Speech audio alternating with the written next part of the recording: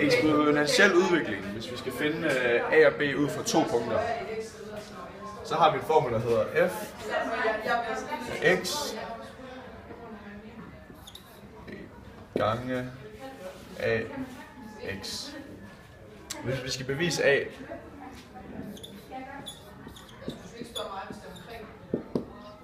så tager man y2 lige med b gange a x opløftet i x2, og y1 lige med b gange a opløftet i x1. De her to, dem dividerer vi så med hinanden, så det hedder y1 dividerer, y2 dividerer med y1 lige med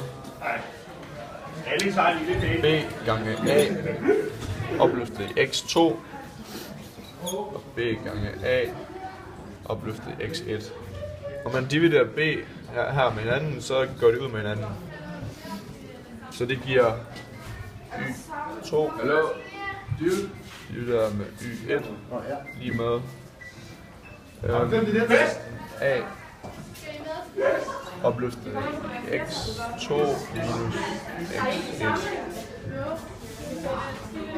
Hvis vi så isolerer hvis vi isolerer a, så giver det a x2 minus x1.